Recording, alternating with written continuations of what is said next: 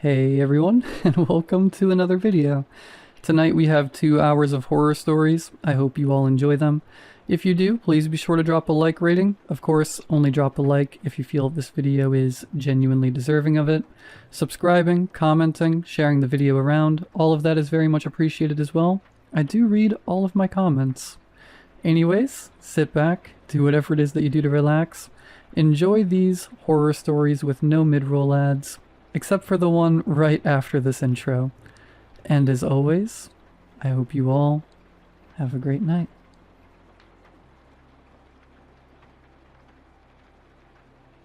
Back in 2018, I was in a difficult position. I'd lost my job working security for a local firm, and was looking for something on short notice. Add to that, I was in a difficult situation with my then girlfriend. We were on a sort of pause. It was a strange time. In short, I was looking for a job, and I found one. There's this charity, which I won't name, that handles distribution of something called the Little Miracle Chest. These have been around since the 80s, but they're very limited in scope. It's these colorful toy boxes that are sent out to first-time parents, mostly in the southern East Coast states. They usually contain a couple of goodies, some parental advice books, a Bible, and a couple other things. It's been around for a while, but I don't think a lot of people talk about it. I read online that a local chapter handling the Little Miracle Chests needed permanent warehouse security, so I applied. I had one of these chests as a kid, and honestly I loved it. I thought it was a nice callback, especially at a time when I needed stability. For the sake of brevity, I'll just say this up front. I've changed a couple of names around, including my own, just to make sure my position and the location stays anonymous. I met with a guy, let's call him Jonah. Friendliest guy you'll ever meet. Early 50s, honest living kind of guy if you could look past the creepy horn-rimmed glasses. He looked like a cool dad who'd stepped out of a 70s commercial. Firm handshake, calming voice. I met him just outside the warehouse, and he had the most starched white shirt I'd ever seen. "Jonah," he said, shaking my hand. "And you must be Henry." "You got that right. Glad to be here." "It's like I know you already. Do you want the tour?" "Gotta admit," I said, "I'm a bit nervous about the interview." "Interview?" Jonah laughed. "My friend, as far as I'm concerned, the job is yours. We got your application, is all. You fit the bill just fine." "You sure?" I asked. "I figured you'd need some, I don't know, clarity." "I got a good eye for people," smiled Jonah. "But I suppose I have one question that needs answering, if you're so inclined." "Go right ahead." Jonah put a hand up to shield his eyes from the July sun. The guy was clearly an outdoorsy type, being tanned from head to toe. "Do you consider yourself a nurturing man?" he asked. It was a perfectly fair question, but it was difficult to answer. I had this girlfriend, Jill, who I'd been seeing for about 8 months. We got along great and had been talking about moving in together when she revealed something. She had a kid. I had no idea. It had been this thing she hadn't intended to hide. It just ended up that way. We got along so well, and by the time she wanted to tell me, it had gotten strange to bring it up. I don't think it was nefarious, but it became this strange sticking point in our story. 8 months, and I'd never once heard she had a 5-year-old boy at home. At that point, I didn't know if things were complicated because I didn't want to be a stepdad, or because she'd lied to me. So when Jonah asked me if I was a nurturing man, that's where my thoughts brought me. I zoned out a little and answered as well as I could. "I'd like to think I am," I said, "but I don't know. Hard to tell." "Well, at least you're honest," smiled Jonah. "That makes up for a lot." With that, he gave me a tour of the warehouse, row after row of Little Miracle chests, all wrapped in cellophane and ready to be shipped out. The Little Miracle chests are about 4 feet long, 3 feet wide and has a rounded treasure chest kind of lid. The thing is made of some solid kind of wood and has these metal handles bolted to the side. It's heavy, at least 30 pounds. On the side, you get all kinds of classic Americana printed. Boys and girls playing in the sun, a white church, green grass, a rainbow, happy couples leaning on one another, but also a few of adventurous motifs, like lions being ridden by young boys, or little girls feeding unicorns with blue sunflower seeds. It's probably the most sugar-coated wholesome thing you'll ever see, if you haven't seen one already. Before we could enter, Jonah gave me a tap on the back. These things come straight from the printer, so we have these industrial fans going in there to keep the prints from peeling until they settle, so it's loud in there. Alright. So we got these headphones, noise cancelling and all. Whenever you're in the main hall, you need these on at all times, or you'll hurt your hearing. We can't be held liable for that, Henry. We don't got that kind of money. Fair enough. He gave me the headphones and showed me around the warehouse. There was a definite chemical in the air. It was a prickly smell, like old lime and deep ammonia. It stuck with you immediately. Jonah showed me around the main hall, the loading dock, and the various entryways to keep an eye on. He pointed out a few cameras, all the light sources, and where the emergency buttons were in case of a fire or serious accident. Once we got out of the warehouse, we put away the headphones and put them in a locker. There was this small adjoining office with 2 desks, and an honest-to-God fax machine. Jonah explained a couple of details I needed to keep in mind. We got this place pretty cheap because the ground rests on aquifer, he explained. That's been shifting slightly over the years, causing a lot of incline. We've looked into contractors to help us compensate, but it's a steep bill. Long story short, Henry, you need to check to make sure none of the chests tumble off the shelves. We don't want them to break. Not one. Is that why you wrap them up like that? I asked. For traction? Traction and to keep the fumes in. You know. They're straight from the printer. We don't want you to get a wheezy lung. We want you around for a while.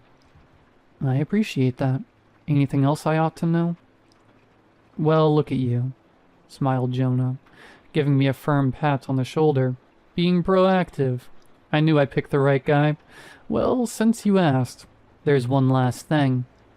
He sat down on one of the desks, trying to look like a cool substitute teacher. I bet that move worked better on the younger folks. Well, 2 things, he admitted. 1, don't use the freezer. We've had to throw out a bunch of stuff because of it. And 2, do you know our motto? The motto? Yeah, the little miracle motto. Do you know it? You used to have one as a kid, right? And of course I knew it. It was written on the inside of the lid, so you saw it every time you opened it. God loves all his little miracles, I said. That's the motto. Hot diggity dog, Henry. I knew you were the perfect guy. He gave me another firm clap on the shoulder. A couple of signed papers later, and I was officially hired. There were a couple more things to keep track of, like where we stored keys, what to do at certain times, and how many hours of the day I had to stick around. I had an alternating schedule with a 3-week rotation. The pay was decent, but I had to scale back on a couple of things on account of only working 4 days out of the week. The extra pay for working the occasional weekend and night shift were more than enough to make up for it. All in all, I was only down about $100 or so from my last job, and this was both more stable and had better hours. Jonah was always around, mostly in the office. I saw him try to get that stupid freezer to work a couple of times, but they gave up and started using it for storage. Mostly charity merch like hats and cheap jackets. The people who worked there struck me as harmless, but socially awkward. They would bring in the occasional plate of cookies or wish me a blessed afternoon, but they would keep to themselves and give me a curious side eye. Night shifts were a whole different thing. The little miracle chests look a bit strange in the dark. You have to consider, the one I used to have was beat up and torn at the edges. These things were fresh from the printer. They looked nothing like my old thing. It had been thrown out somewhere around my later high school years. I grew up in a troubled home. I didn't know it was a troubled home back then, but it was. I was an only child, and my parents were constantly complaining about their financials. Whenever the two of them were in the same room for more than an hour, they'd yell. There was always something. The broken lawnmower, the extra shift that ruined our weekend plans, the cheap muffler, that strange noise from the shower drain. There was always something, and someone had something to say about it, and they had to say it loudly.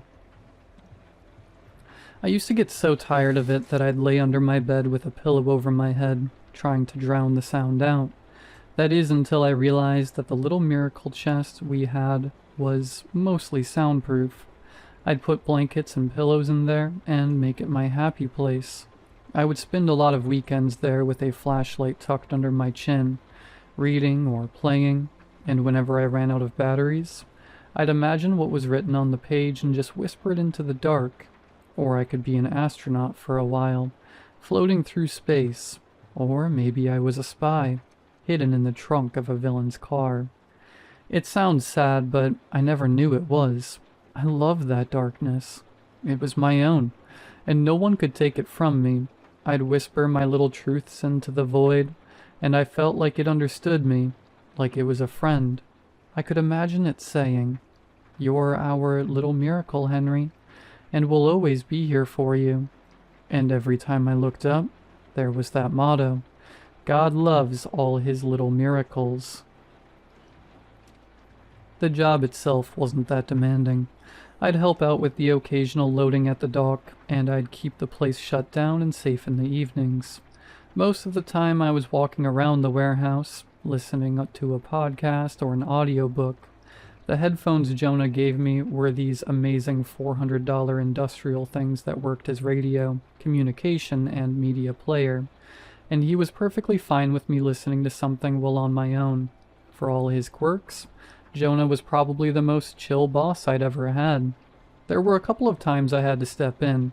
A couple of chests had slid a bit too far, and I'd have to wrap them up in more cellophane and put them back. Other times, the smell would get so strong that I had to step out for a while. I'd get chills from the overhead fans, and there was always something sticky to get your shoe stuck on, so it wasn't perfect, but what job is? But my trouble started for real when I started using glasses.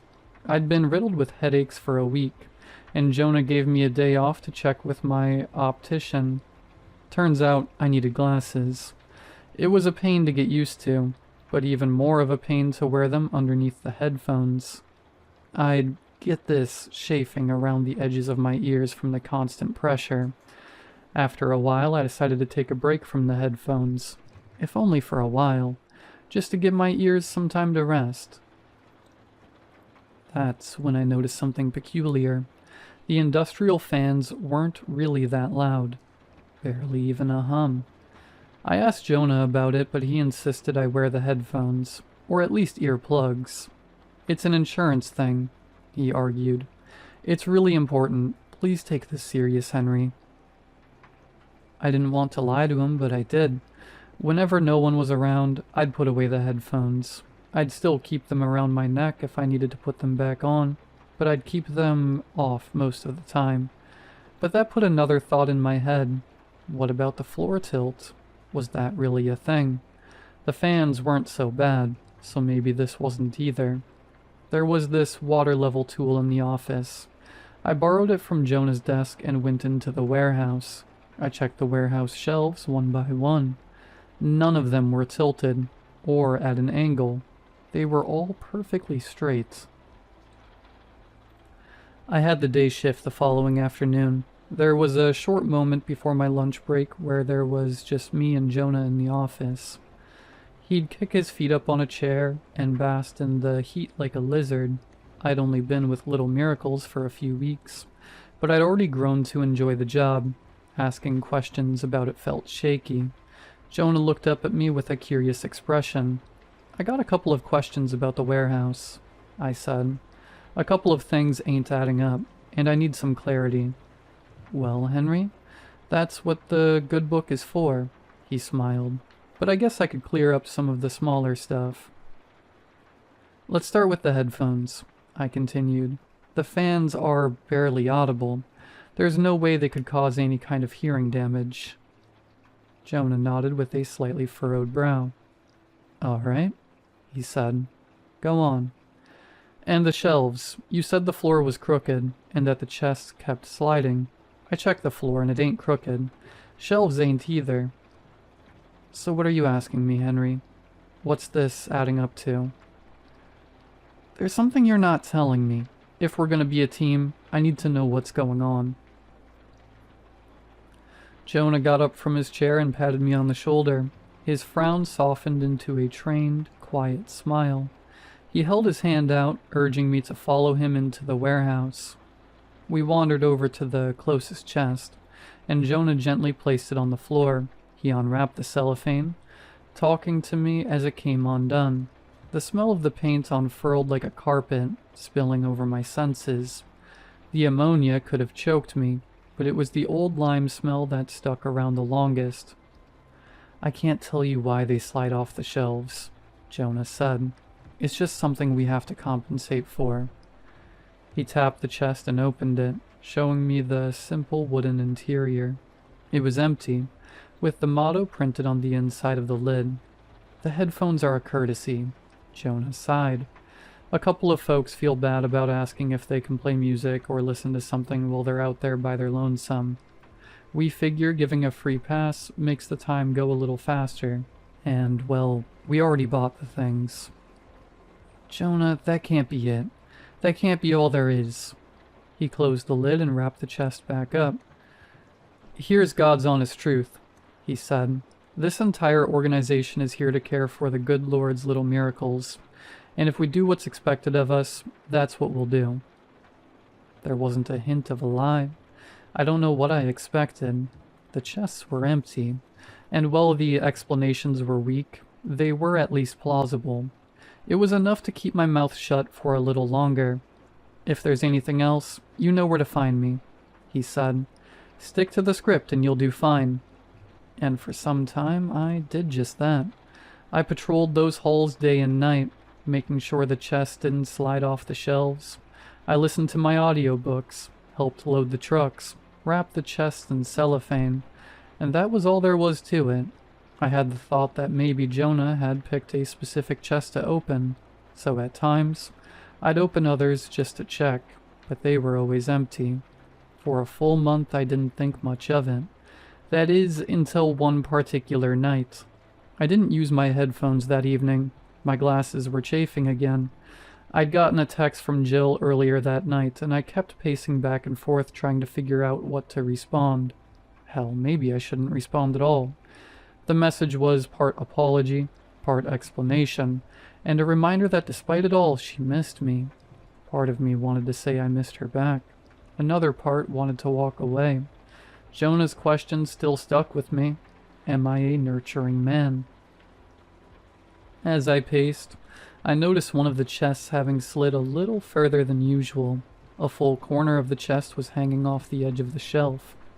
I put my phone away, slid the chest back in place, and stepped back. As I did, I heard something. It was low, like a mumble from behind a pane of glass. Thank you. I looked back at the chest. I stared at it, dumbfounded. You're welcome? There was no response. And of course there wasn't. How could there be? It might have been the wind, but a part of me knew it wasn't. That noise brought me back to those childhood summers, hidden away in the safety of my little miracle chest, while my parents threw dinner plates and novelty mugs. In the safety of that chest, when I whispered something, I'd imagined someone listening, and that someone would sometimes whisper back. And what I heard in that warehouse was exactly like what I'd imagined that voice to sound like. From that point on, I started looking at the little miracle chests a bit different. I began questioning whether they were affecting me, or I was affecting myself. It had been such a small sound, barely audible, a whisper of a thank you. I could have misheard. I must have. The only other option was nonsensical. Chests can't talk, and I knew for a fact that these were empty. But I couldn't help it. During those long hours of the night, I had to look a little closer, listen a little longer, and when I couldn't convince myself to stop, I tried to test them, challenge them even. I'd whisper at them, knock on the lid, or pick up and shake them a bit. Of course, nothing happened, but every now and then I'd see one of them twitch, or rattle. Was it one particular chest that moved, or was it all of them? One night I didn't even bother to try. I just picked a chest and stared at it, waiting for it to move. I'd looked at it for so long that the image sort of blurred, like when you hear a word too many times and it starts to sound like a noise. Then, there it was. A nudge. Just a little, but clear as day. I rushed it, tore away the cellophane and opened it, and of course it was empty, and I'd accidentally ripped off part of the print. Just a corner, where the lion was. I thought about lying to Jonah, but I knew better. Not only did he deserve the truth, but there were cameras to tell the full story. Not that I didn't think he'd believe me, but because it didn't matter. No matter if the chest moved or not, I'd messed up. I met Jonah in the parking lot on the way to the office. He carried a much too formal suitcase and a copy of today's paper. I caught up and told him flat out what I'd seen, the moving chest and the subsequent unwrapping. Jonah nodded, then wielded his newspaper like a judge's gavel. "Henry," he said, "you're still the perfect man for the job. I know you are, and I want to help you." "Then tell me what's going on," I begged. "Tell me I'm not crazy." "How about this?" he said. "You heard about the storm?" It had been the talk of the week, a storm brewing over for the weekend, with the brunt of it hitting later that evening. The sky had already darkened. We had a last-minute cancellation, and I got no one to help. If you can keep things in check this one night, I'll see what I can do. "Can do about what?" I asked. "What can you do?" "Henry, please," he said, putting his hand on my shoulder. "I'll see what I can do." I agreed. Things were gonna be a bit different that evening. I was the only one on site, and there'd be no one to call for backup. That and the storm was guaranteed trouble. We had to close the fans and lock down the shelves with plastic straps. And because the fans weren't running, I'd have to wear a mask with a gas filter, just in case the fumes got too intense. I was gonna have to make sure everything was secure, which would be an effort and a half. Not even an hour into my shift, I started getting warnings about rolling blackouts in the area due to fallen trees cutting the power lines. 30 minutes later, and it reached me. The entire warehouse turned dark with a sudden click. The silence was so palpable that I could hear my heartbeat. It's surprising how many noises are around you when it's quiet. You kinda don't notice unless the power is gone. As the power went out, I could hear the wind picking up. It was pushing into our ventilation, making the warehouse fans squeak in protest. And with a first lightning strike, I heard the shelves rattle, not because the ground shook, but because they suddenly moved. I checked the straps on the shelves with a flashlight, trying to figure out what had made them move. I noticed a particular chest on the mid-level that had slipped a bit, and I pushed it back in line. That was the one to keep an eye on, but as the second lightning strike collapsed into the woods outside, the shelves rattled again, and when thunder started to roll, I looked up. It wasn't just one peculiar chest. They were all moving. Some of them were actively fighting against the protective straps. Others seemed to shake like a leaf in the wind.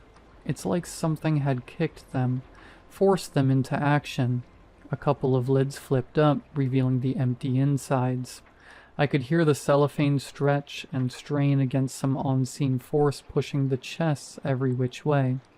Then voices. What's happening? Who's there? Is it danger? I tried my best, I really did. I tried to ignore the movement and the whispers. I tried keeping them all still and secure, but one strap on the far end of the warehouse came undone, and one persistent gust of wind made the entire thing lean. I could see that it was about to fall long before I got there. It crashed into another shelf who bore the brunt of the weight, and luckily, it held. But one chest on the far end got loose. It collapsed to the floor and splintered on the concrete. Something leaked out of it. It looked like a water-oil mixture, and it had this intense smell of old fruit. I grabbed what remained of the lid and moved it, only to see a small, translucent hand sticking out, no bigger than my thumb. Little claws curled around the fingertips. It was so white I could see its veins, where a pulse ought to twitch, but it didn't. It lay still. I let the lid go and backed away. "We die," a chest whispered. "We're dying," said another. "Mother, call for Mother. Mother."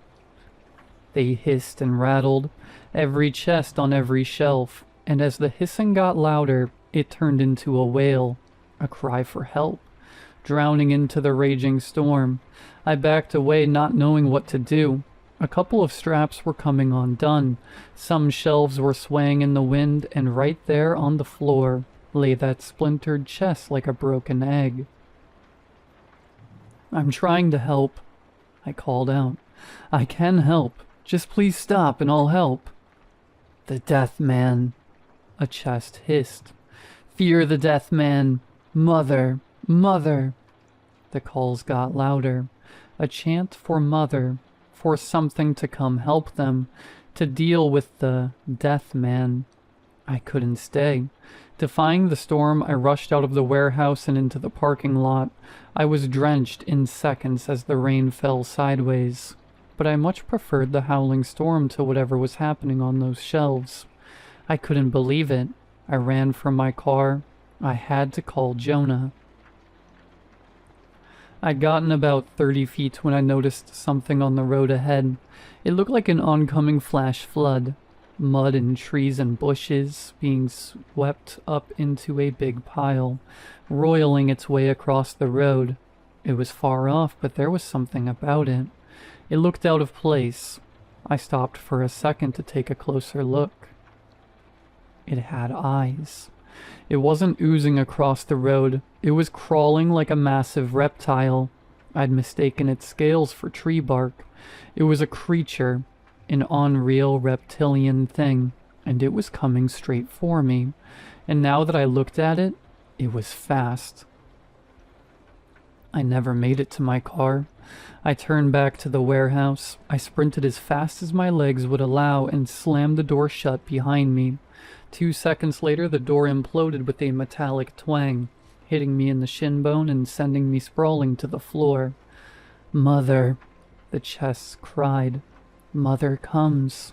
Mother saves. Mother eats the Death Man. Eat the Death Man." Something groaned. It sounded like a tree bending in the wind, but there was a tune to it, and it repeated like the croak of an angry frog. The living mudslide reached into the warehouse, only to reveal a 5-clawed forelimb, each claw the size of my leg. It cracked the floor like wet sand. Then, a roar. The air rippled, and the pressure made my ears pop long before I even heard its sound. It was part hiss, part croak, and part shriek, all wrapped up into one furious bellow that rattled the windows. I got back up on my feet, wobbling from the gash in my leg just as the thing reached the loading bay doors. Those are solid metal. I thought they'd hold for a while, but they bent wide open with a little effort. It was like watching a rabid dog tear into a pillow fort. The storm spilled onto the warehouse floor. The winds shook the shelves as the creature stopped in front of the broken chest. A split white tongue tasted the air, each segment the size of a grown man's thigh. It poked around the splinters and looked up with a pupil the size of a bowling ball. "Kill the death man," one demanded. Kill him now. Mother, mother." A bellow rolled out of that thing like a revving engine. I saw claws sink into the concrete as it dragged itself forward, heading my way. I hobbled into the main office. I could hear that thing thrashing around, trying to follow me. For a second it stopped. I thought maybe the door was too small for it. Then I heard a scratching noise, like construction tools being dragged across the wall. It was gonna break the entire room. I didn't know where to go, or what to do. I could make a run for it, but that thing would be on me in seconds out in the open. I had to keep stalling it, but I didn't know how. It was protecting something young and small, hidden within the chests. "I don't know what to do," I gasped. "I don't know what to do." I thought about Jill and not seeing her again, about never answering her last text, only for her to see my name in the obituaries. Then, a chime, a ringtone. Jonah had an extra phone in his top desk drawer, a cheap, disposable flip phone, and it was ringing. I pulled it out and answered, gasping for air as my eyes flicked back and forth. Jonah's voice came through from the other side. "Henry," he said, "I'm sorry it came to this." "What is this?" I gasped. "What do I do?" "Where do we go when we're scared, Henry? Where are we safe?" "That's what I'm asking," I yelled back. "What do I do?" "Think, Henry. Where are you safe?" I blinked. My mind snapped to attention, and I looked around the room, and there by the window was the broken freezer. I climbed into it, hiding beneath a pile of merchandise while the storm raged outside. I could hear the wall give way to tooth and claw as a primal bellow rattled the confines of the freezer. I just lay there in the dark, clutching the phone like my childhood flashlight. I calmed my breathing, listening to Jonah's voice. "Just like back in the day," he said. "What are you talking about?" Another bellow. Something bumped the freezer, making it wobble, but it didn't tip over. "She's upset with you," Jonah said. "She hasn't been socialized like the others." I didn't say anything. I just held the phone tight, closed my eyes, and tried to breathe. "I'm sorry. I didn't think it'd be this bad. I just thought they'd get a little scared from the thunder, maybe show you something, but..." Another lightning strike in the distance. Thunder roared across the sky, and the creature outside thrashed across the room, trampling the desks and breaking the cheap metal chairs. I could hear a bookshelf crash, and seconds later something smacked into the freezer. It fell over. The freezer collapsed to the side, but the lid stayed on. I had my breath knocked out of me with a violent thud, but I stifled my wheezing behind a handful of shirts. "Stay still," Jonah whispered. "Do nothing." I heard massive lips smacking as something wet dragged across the freezer like sandpaper. "She doesn't know you're a nurturing man," Jonah said. "She's mourning." I thought about Jill, and with death staring me in the face, I knew the answer to the question Jonah had asked me on the first day. I was a nurturing man. I had been all along, and if I could get out of there in one piece, I'd show them. I kept my eyes closed just like I'd done as a child. I'd pretend the world was different as chaos reigned outside, that they were play fighting, or throwing pies like circus clowns. I thought back on those moments in the dark where I'd been an astronaut, ready to set off to distant planets, or make friends with alien life, or the moments when I'd read aloud from some comic book I'd bought with my monthly allowance. A white tongue slipped through the lid of the freezer, tasting the air. A waft of warm, swamp breath swept over me as the creature snorted, looking for my scent. But that freezer smelled more like Jonah than me. "I'm sorry," I whispered. I'm sorry. I'll do better. I'm sorry. I know, Jonah whispered back. You're still God's little miracle, Henry. We both are. Another low, rumbling, bellowing. This one rippled through my body, as if softening me up for a bite. The tongue protruded again, missing the sweet spot of my head by mere inches. Then it stepped back. It dragged itself across the floor, pulling half the office along in a sudden U-turn. Order slips and receipts stuck to its scales, whipping around in the wind. Debris from broken desks and flattened chairs clung to it, floating along like a natural disaster. I lay there, tucked among the battered merchandise, listening to the howling storm. The worst had passed, and the warehouse chests were quiet. I'm so proud of you, Jonah sighed. So proud of what you've become. And I would stay there until dawn, with Jonah, waiting for the wind to stop yelling. Most of the damage was covered by insurance. This part of the county was apparently prone to floods, it seemed, which was one of the reasons it was so cheap. Of course, there was no flood, but I got the sense that they knew that. I met Jonah a couple days later on a park bench not too far from the warehouse. He was having yogurt and brought a thermos of piping hot coffee. We hadn't spoken since that night, but he seemed just as cheery as always. I wasn't. I need to know what that is, I said. All of this. He looked up at me, then back down at his yogurt. Mango flavor. I never lied to you, he said. The Tapix is God's little miracle. We just make sure they grow up to be good. They need to socialize, to listen. So you send them out to children? You hide them in chests and just let them go? It works, he said. We rarely have a problem. And what are they? In the wild, they're terrifying. Jonah shuddered. But it's like with dogs. They can be your best friend, or roam in packs looking for prey. So that big thing was a wild one?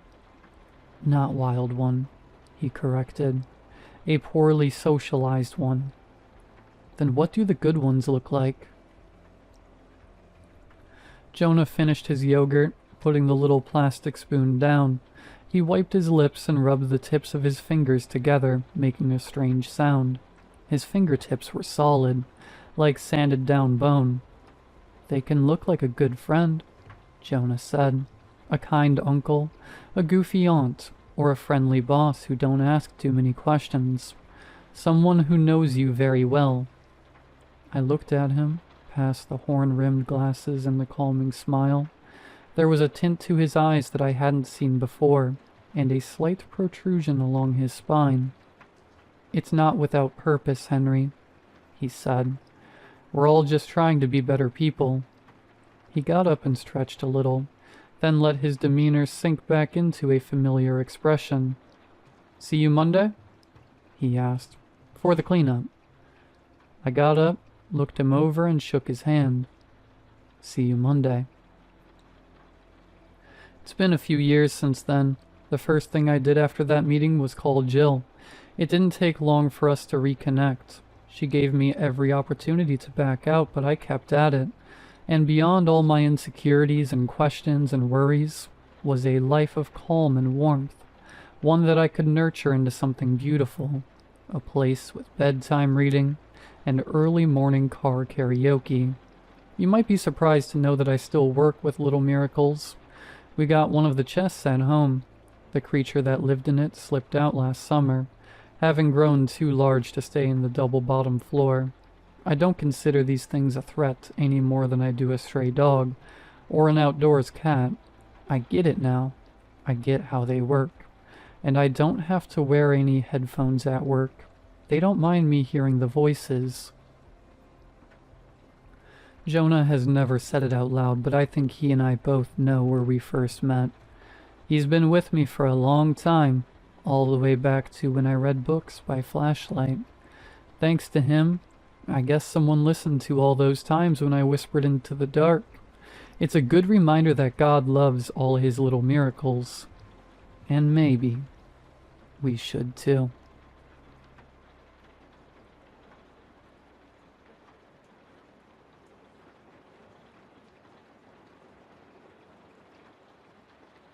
I've been thinking a lot about what I went through that night a couple of years back. I've never had the chance to process it. I think when you go through something traumatic or unusual, you compartmentalize it to the point where it feels like it happened to somebody else. That's what it feels like to me. Back when I was living in a suburb near Pittsburgh, I was making ends meet, but margins were slim and the notion of owning my own house felt like a dream at best. I'd been dating a girl for 2 years, looking for the perfect time to propose, but I just couldn't find the right time and place. But my fortunes were about to change. I got offered a promotion at my job. I'd be a shift manager at a large chemical plant in a couple of weeks. But even better, I got an email about something that might be the perfect time and place for me to finally propose. I was subscribed to a newsletter for a particular singer/songwriter that my girlfriend and I both enjoyed. The first thing we'd ever bonded over was music. There was a promotional campaign where there would be a sneak release of tickets to an upcoming tour, and the first 30 in line would be offered backstage passes. I couldn't imagine a better place to pop the question. Maybe I could get a chance to do it on stage if I asked nicely, but it had to be a surprise, so I kept it to myself. I made up an excuse about going to see my brother and packed a camp-out kit to get in line well and early. The newsletter recommended all of those interested to be in line at least 24 hours ahead of the ticket release. Please be patient and understanding, the email read, and please wait in line.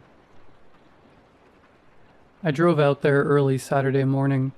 They'd arranged it as a sort of pop-up store. It was gonna have all kinds of merch, and by opening day, there'd be plenty of people dropping by to get ordinary tickets. But I'd be one of those 30 who got the good ones, come hell or high water. It was awkward getting there, though. They'd shut down 3 of the roads for maintenance, making the zigzag between cones and waiting for traffic in opposing lanes to take a turn. There was an apartment complex nearby, but that had been tented up for fumigation. A couple of nearby stores were shut down after health inspections. All in all, it was just bad timing, and there would be no comforts. But I got a bunch of gear packed. I'd be fine. I had an audiobook, some TV shows, and a lawn chair with a slot for an attachable umbrella. I could sit out there for days if need be. As with most pop-up events, there was no big sign, and the location was closed with metal shutters out front. The only thing that showed that this was the place was a discreet little poster on the side of the door that read, "You made it." The newsletter had mentioned that particular poster. It was all designed in a way to make the release feel exclusive. I got there about 23 hours early, and my heart sank. There were already people in line. Luckily, I only counted 27, but for a short moment I was ready to throw in the towel. I got to the back of the line, did a second and third count, and breathed a sigh of relief. As long as no one cut in line, I was in the green. So I set up my chair, attached an umbrella to my chair, and got started on the first season of Monk. After a couple of hours, the line had grown to about 50 people before slowing down. Maybe those in the back were hoping people up front would either drop out, or maybe they hoped there'd be extra tickets. The email had mentioned that there might be a couple of extras, but it couldn't be guaranteed. But I was still in the green, so I didn't have to worry all that much. It wasn't an unpleasant place to stay. The building was facing away from the sun, and there wasn't any traffic nearby because all the maintenance. I think the crews had stopped working for the weekend, because there was little to no machine noise. I didn't hear a single jackhammer or concrete mixer, just the ambience of the city and the murmur of the people in line. There was a bit of a tussle up front. This one woman was getting up and talking to people. She was hard to miss. She had this neon green band shirt and blue-colored hair. You could see her from a mile away. She went down the line asking if anyone had any antihistamines. Allergy pills. She was having some sort of reaction. Turns out no one had any, so she had to head off to find some. There was a drugstore a couple of blocks away, and the guy next to her promised she could keep her spot. So she walked away, thanking those around her for being so understanding. Thing is, she never came back. Hours later, her spot was still vacant. By dinner time, I kicked up a conversation with a guy next to me. He'd arrived just after I did, so he was still among the first 30. His name was Rodney, and he had this lean metalhead kind of build, arms covered in tattoos, and those kinds of pants with zippers that you can turn into shorts. It didn't look like his kind of venue. "I'm surprising my girl," Rodney smiled. "She loves this stuff." "Same here," I said. I think I might pop the question. "Congrats, love to see it." He offered me a Coke and I took it. He hadn't prepared himself quite like I had, so I offered him a pad to watch some shows while I listened to my audiobook. We shared a couple of stories, some snacks, and added one another to our socials. I chomped down on a cold burrito for dinner and took a nap. Rodney was on his phone talking to a friend for a bit. The people ahead of me were having a conversation of their own, and I only caught parts of it. They were discussing if there were 30 available tickets in total, or if there were more tickets given out to the first 30 people. Was there only one ticket per person? Because if all in line wanted 2 or more, that'd be over 60 in total. The email hadn't specified it, so they were a bit worried. I had no idea, but there was no point in arguing about it. We'd see in about a day. There was this one guy who was a couple of spots ahead of me that had to step out of line. He had a friend coming by to drop off some stuff, so he asked if they could hold his spot for a bit. It'd just be a couple of minutes. I saw him disappear around the corner, doing that "I'm in a bit of a hurry" kind of jog that polite people do. A couple of minutes passed, then half an hour. After a full hour, he still wasn't back. "Isn't that strange?" I said to Rodney. "2 people have gone to get something, and none came back." "Sure, yeah, strange," he nodded. "But some people just say those things to get an excuse to leave. It's embarrassing to say you're bored, you know?" "I guess. It's just strange." "I work at the hospital," he said. "As an anesthesiologist, I know what people who crack under pressure looks like. They always shuffle away with a convenient excuse." "You sure that's it?" I asked. "Nah, but I got no other explanation." "Fair enough." As the sun dipped below the horizon, the sounds of the city lowered to a mumble. Cars gave way to people walking their dogs, and in this particular neighborhood, there was a lot of those. There were a couple more people who got out of line and walked away, not to return. We were still well over 40 though, but I think some got cold feet as the city got dark. A couple of light posts from a nearby street cast long shadows across the pavement. I was having a nap when Rodney poked me. He looked confused. "Some folks in the back are saying we're in the wrong line. They're opening some name brand store. There ain't no ticket sales." "You're kidding," I scoffed. "You can't be serious." A guy 3 steps ahead looked back. "This ain't no store opening," he called back. "It's an autograph signing." That kicked up a murmur. All of a sudden the entire line was talking. There was some confusion about what we were actually doing out there. A lot of people were there for tickets, but for different artists. Some were there for a shop opening, an autograph signing, or a giveaway. A couple of phones were passed around and shown so we could compare emails. All emails were from different accounts, seemingly official enough to get past the spam filters. They all advertised different things, but they ended with the same line. "Please be patient and understanding, and please wait in line." It became readily apparent that no one had the faintest idea what this opening actually was. A couple of folks just got up and left. Finally, the guy at the very front stepped out of line. "I'm not sticking around for some scam," he spat. "I'm going home. You should too." A couple more people packed up, but hadn't decided what to do.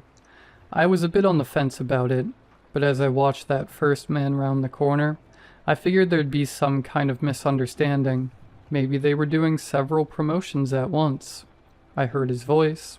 He sounded surprised and a little angry. "What is this?" Then he screamed, a blood-curdling, ear-bleeding scream. It got quiet. Everyone looked at one another, trying to find an answer to what was going on. I got out of my chair to get a better look, but Rodney put his hand on my arm. "Hold on," he said, lowering his voice. "Don't go. We should call someone." He agreed, but we could see other people were already calling for help. The man from the front of the line never returned. There was someone in the back who called for help. A few people walked down the road to see if everyone was okay, but they never returned either. A patrol vehicle came by about 20 minutes later. 2 police officers walked up, asking questions. Everyone said the same thing. A man had stepped away, and it sounded like he got hurt. The officers did a sweep of the road, and when they came back around, they shrugged it off. "There's nothing here," they said. "You sure he didn't just call out to a friend?" There were a lot of voices raised at that. But what could we say? It wasn't illegal to step out of line and not come back. There was no blood, or sign of a struggle. Maybe we hadn't heard what we thought we heard, but people were raising other issues. Like the emails we'd been sent. It all seemed like a plot to trick us. That, the officers had something to say about. "No, it's legit," one said. We were informed that there'd be people waiting in line for some kind of event. They had no idea what the promotion was for, though, and even if they did, they couldn't disclose it. It was all arranged by an event promoter, who'd in turn been hired by someone else. All in all, there was nothing they could do but wish us the best of luck and be on their way. As they left, I noticed them meeting up with someone walking their dog at the end of the street. They shook hands, looked at us, and went their separate ways. Rodney and I stayed up late. We decided we'd take turns sleeping just to make sure no one took our things. I took the first shift. The line had whittled down to about 30 people by then. There'd been a lot of people trickling out after the uncertainty of what this was supposed to be. Of course, none of them came back. I didn't hear anything else, but there was this rising unease that there was something inherently dangerous about stepping away. I could hear a couple of people talking about it. That is, until a woman further back had enough. She'd been sitting quietly for a while, listening to people talk over her. "It's not a big deal," she groaned. "Look, I'll walk 1 lap around the building. I'll leave my purse here so you know I'll be back. All right?" Maybe she was tired or frustrated. Maybe she wanted to prove a point. She stepped out of line and rounded the corner with a huff. Judging by the size of the building, it ought to take her a couple of minutes at a brisk walking speed. But as those minutes dragged on into half an hour, it was clear she wasn't coming back. She'd left everything behind, so it was clear this wasn't voluntary. Something had kept her from coming back. No one would willingly leave behind their identification, credit cards, or phone. A couple of people discussed leaving as a group. Someone mentioned leaving while being on a phone call to report back as they went, but no one wanted to take the risk. We didn't know what was going on, and no one was eager to put themselves on the line. Instead, we waited, speculated, and murmured back and forth about what might be going on. Was it a trafficking thing, gang-related? Or was this whole thing just a big misunderstanding? I woke up Rodney around midnight and leaned back in my chair. I told him about the woman leaving her things behind, and I could see something settle on his brow. It was a strange position to be in. We were either completely fine or in incredible danger. But which was it? Which made more sense? I had a nervous sleep. No dreams, just a stream of thoughts. I kept waking up for the dumbest reasons. A car playing loud music a couple streets down, a barking dog, someone throwing away a bunch of glass bottles. Just everyday city noise. Rodney had slumped against the wall chewing on some licorice. When he noticed me watching, he pointed down the street. They keep coming back around. Who? I asked.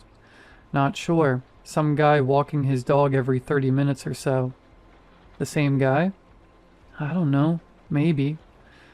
We kept our eyes on the street, and just like he said, a man with a dog passed by. He was wearing a large coat and a baseball cap, and the dog was one of the larger breeds, possibly a Saint Bernard or some kind of sheepdog. Every 30 minutes, Rodney reiterated. I don't think he's walking his dog. So what's he doing then? Rodney shook his head and took another bite of licorice. Patrolling. It was the middle of the night when the police came back.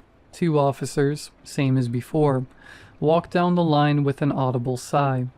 Someone called again, they said. What's going on?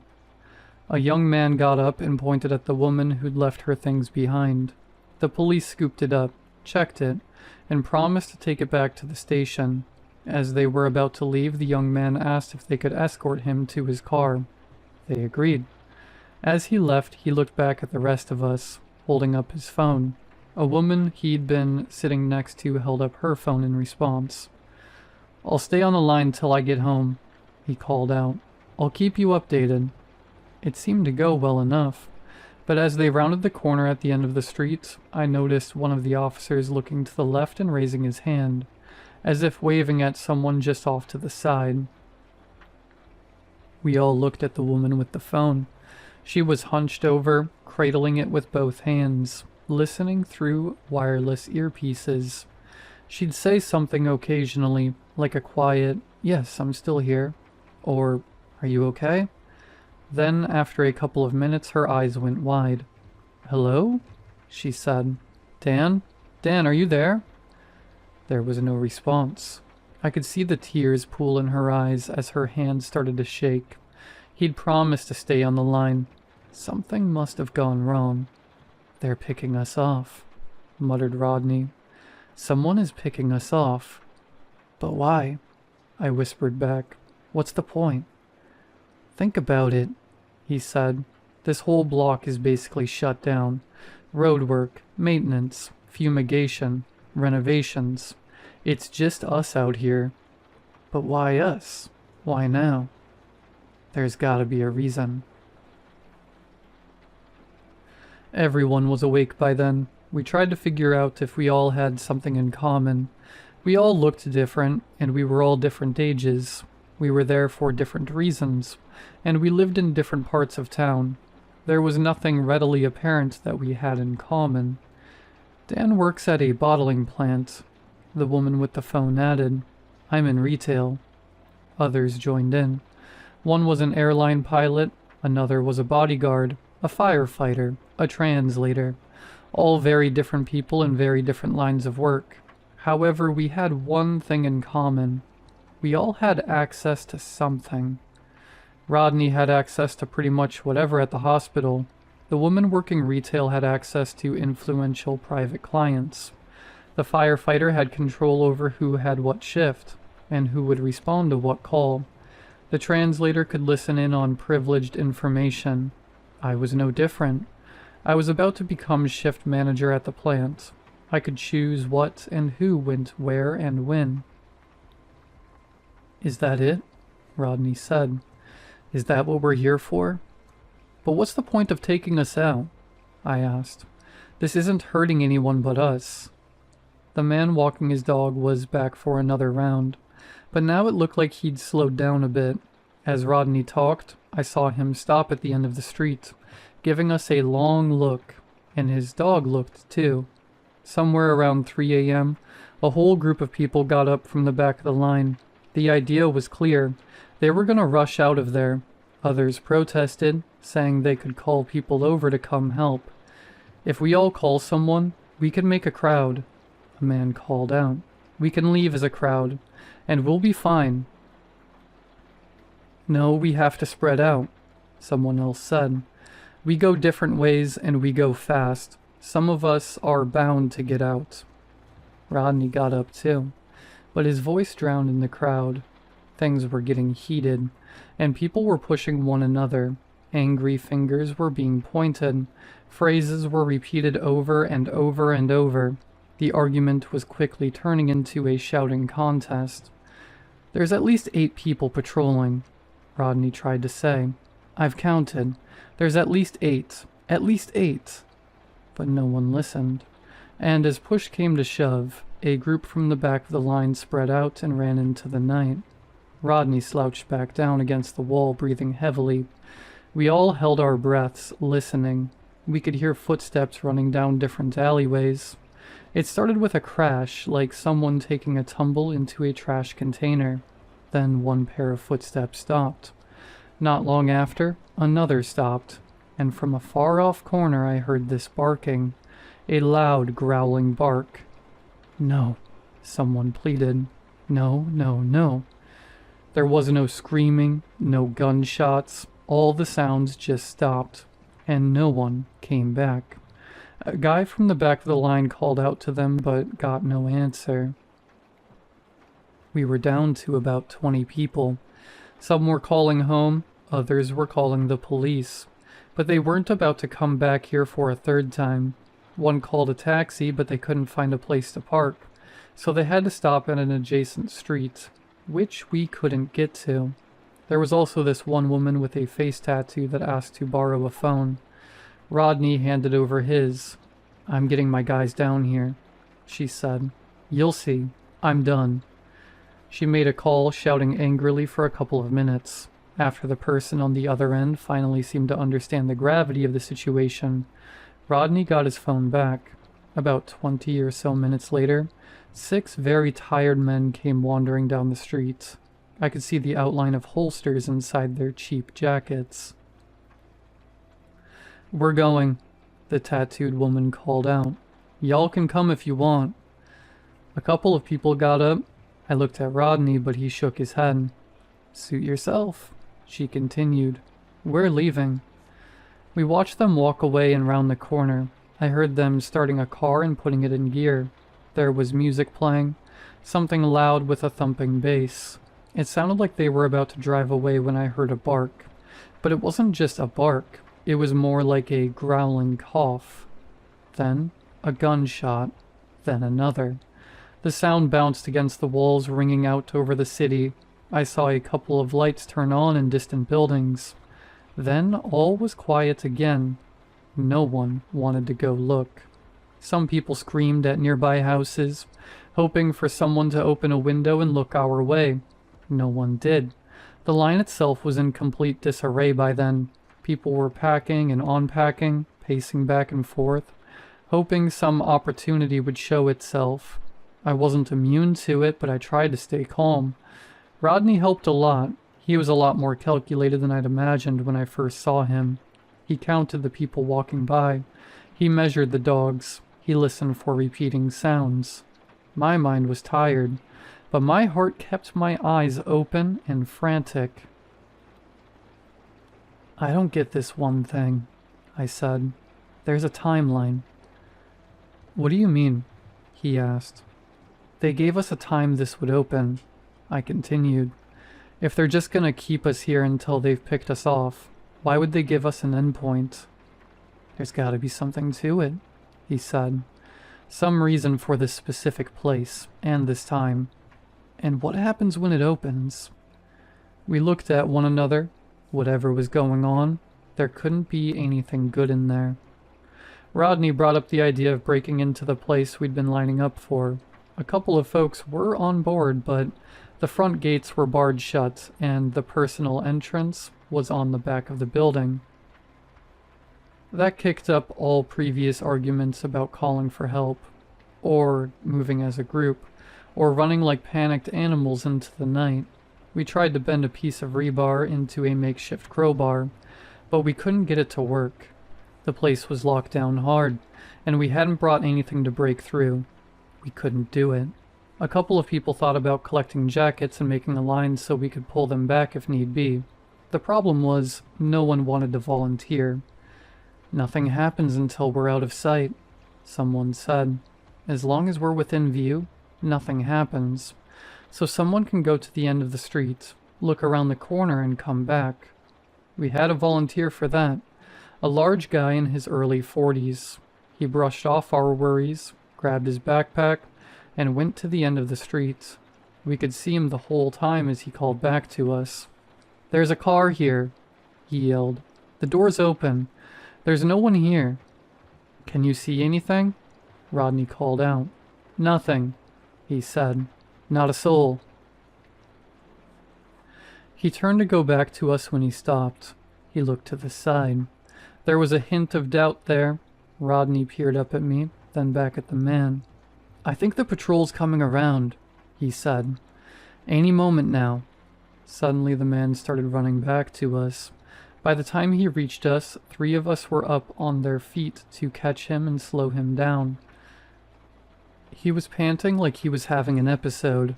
We looked back towards the street, where a person walking his dog had stopped to look at us. "That's no dog," the man wheezed. "I don't know what that is, but it's no dog." For a couple of seconds, we all just stared at the stranger.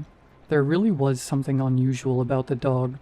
Its back legs had a curious shape, and there was a shine to the eyes that I hadn't noticed before. Almost blue. A couple more people would crack in the following hour. One just straight rushed down the road. Another tried to leave but was held back by the others. A couple tried to call people for help, or to have someone escort them to their car, but nothing came of it.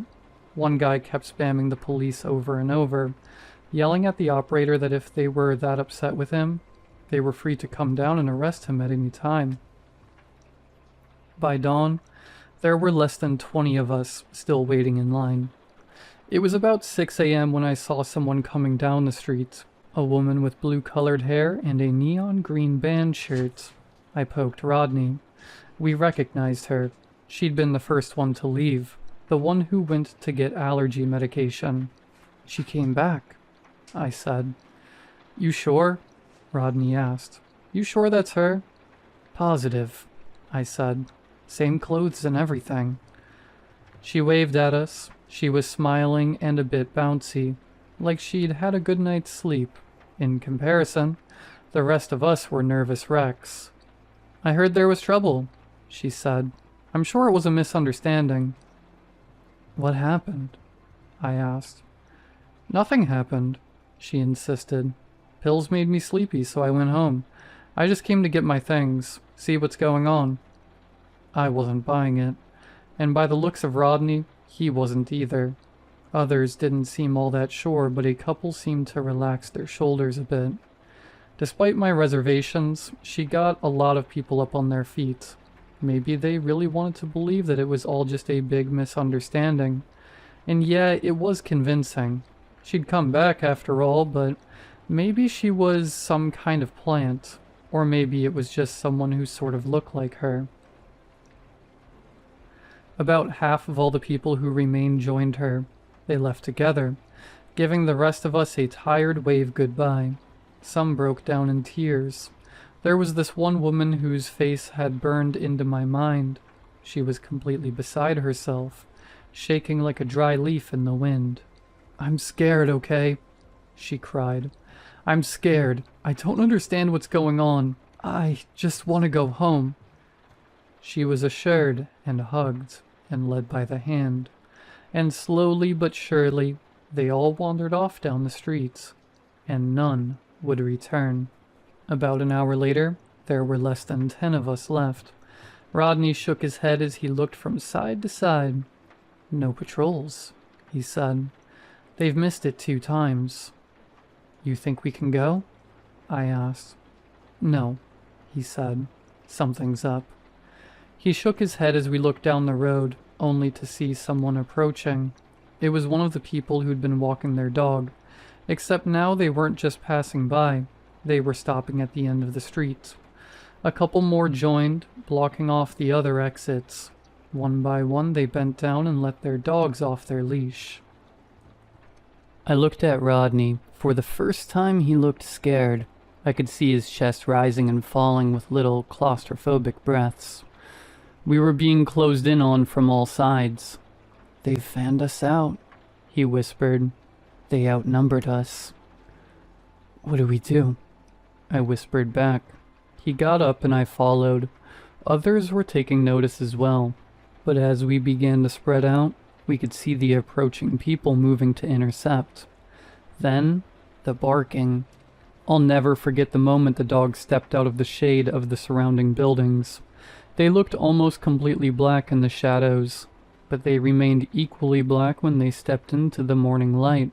They had this ink-black, slick skin. Their back feet looked like something from a bird, and the entire body was hunched over on all fours. It was more humanoid than I'd thought, and as they got closer, they stretched out. The smaller of them, at full length, was at least 6'7". One of them looked my way with a shark-like grin, scratching the pavement like an eager dog with long, pointed claws. I looked back at Rodney a final time, and in a split-second realization, all hell broke loose. Someone made a run for it, only to be tackled to the ground. One of the dogs got them by the neck and bit down hard with a sickening snap. One guy tried to climb a light post, hoping he could get up to a window of a nearby building. Two more creatures tore down the light post, breaking it with a snap as he came tumbling to the ground. They were picking us off one by one, killing us, feeding on us. A couple had time to scream for help, but the creatures targeted whoever made noise first.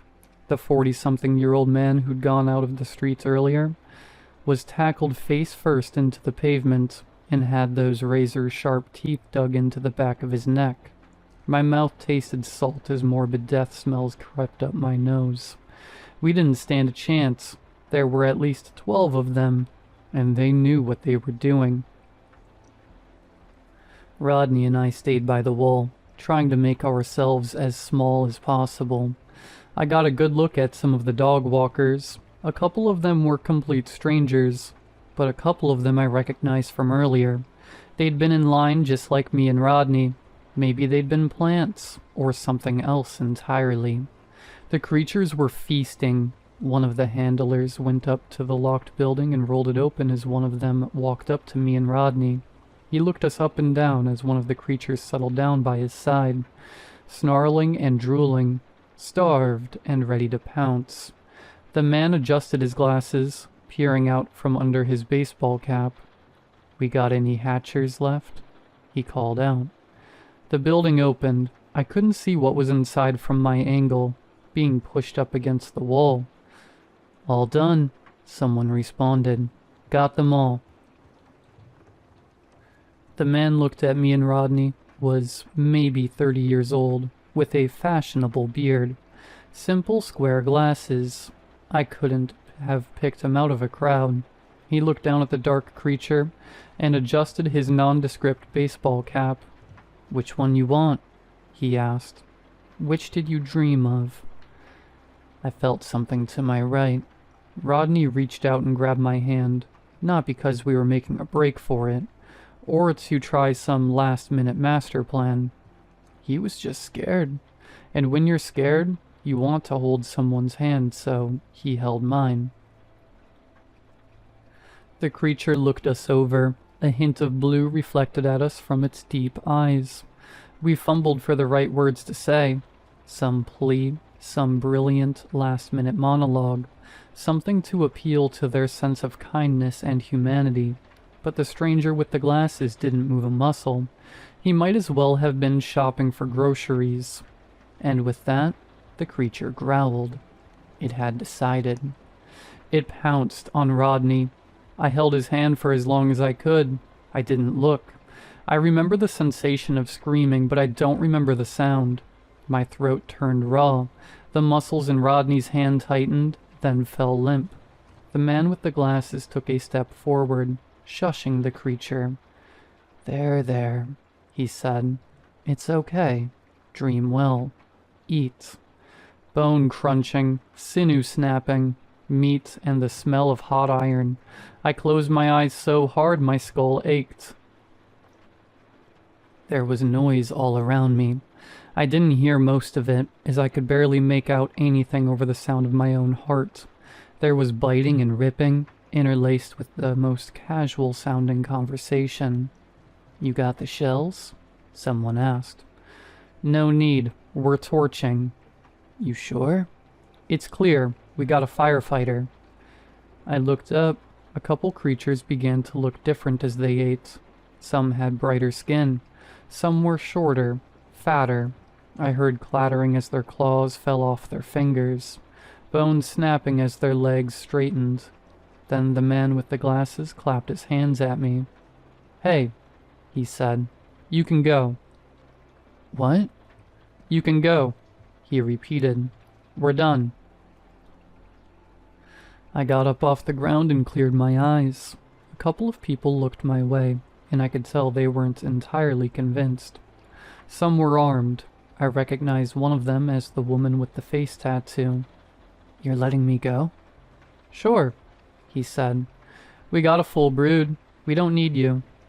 "You can't kill people and walk away," I whispered. You can't do that." He shrugged at me like I'd asked him what the time was.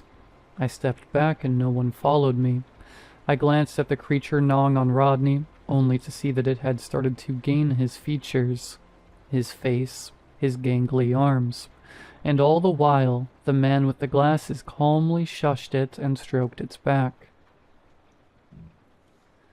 The others were setting fire to the building, using a can of gasoline and a strip of newspaper. I only saw a brief glance of the inside. Black rock-like fragments littered the floor. Strange organic formations stuck to the wall in batches of 3 to 6. When he noticed I wasn't leaving, the man with the glasses casually waved a pistol at me. Not to shoot me, but to show that he had it. "Go on now," he said. And as the fire flared up, I stepped around the corner and I didn't return. I came home in tears. I remember breaking down in the hallway, trying to explain everything all at once to my girlfriend. I told her about the tickets, and the plans I'd made, and the people I'd met, and the dogs and the handlers. All of it. I tried to show her Rodney's socials, and as I did, I noticed he was posting. My heart skipped a beat. "Long night," the post said. It was just a selfie posted 10 minutes earlier. He looked fine, healthy even, but there was a little blue tint to his eyes that wasn't there before. No people went missing that night.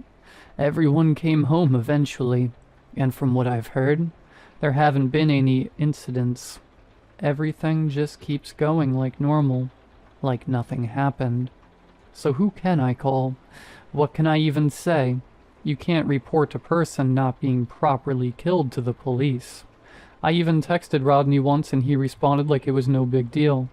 "I just went home," he said. "I'm fine. We should hang out sometime." I haven't agreed to it. I don't think I can. I don't even know what to think anymore. About a week or so after all this went down, I got a card.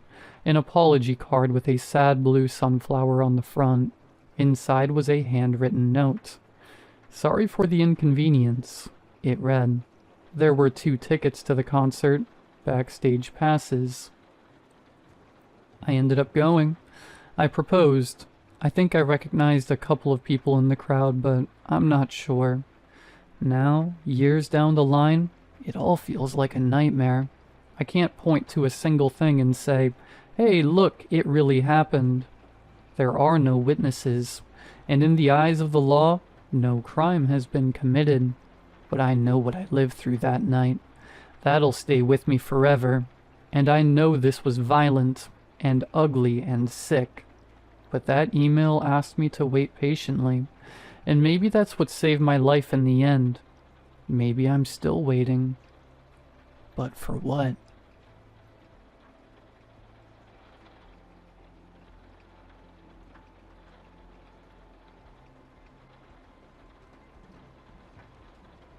3 years ago, my friend group decided to go on a camping trip.